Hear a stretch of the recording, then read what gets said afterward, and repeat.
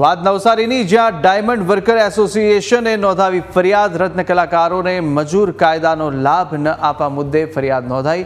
રત્ન કલાકારોના ભાવમાં વધારો ન થતા રોષ જોવા મળ્યો છે. ગુજરાત માનવ અધિકારી આયોગને ફરિયાદ કરવામાં આવી. ડાયમંડ વર્કર ફેક્ટરી ઇન્સ્પેક્ટરને પણ ફરિયાદ નોંધાવી છે. ફરિયાદ કરતાં જ માનવ અધિકાર આયોગ હરકતમાં આવી ચૂક્યું છે. માનવ અધિકાર આયોગે કંપનીને સમન્સ પાઠવ્યું અને 26 જૂને કંપનીને હાજર રહેવા માટે સમન્સ પાઠવવામાં આવ્યું.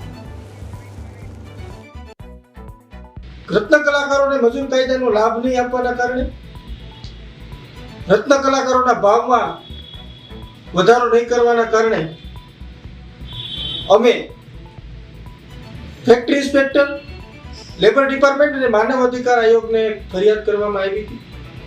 આ ફરિયાદના સંદર્ભે માનવ અધિકાર આયોગ 26/6/2025 ના રોજ એક સમન્સ બહાર કાઢવામાં આવેલ છે અને કંપનીને ગાંધીનગર ખાતે મજૂર કાયદાનું પાલન નહીં કરવાના કારણે અને માનવના જે રત્ન કલાકારોના માનવ અધિકારનું રક્ષણ કરવા બાબતે એક સમન્સ પાઠવેલ છે અને ગાંધીનગર ખાતે બોલાવેલ છે. ડાયમંડ વર્કર યુનિયનની ફરિયાદથી માનવ અધિકાર આયોગે કંપની વિરુદ્ધ આ સમન્સ કાઢવામાં આવી છે.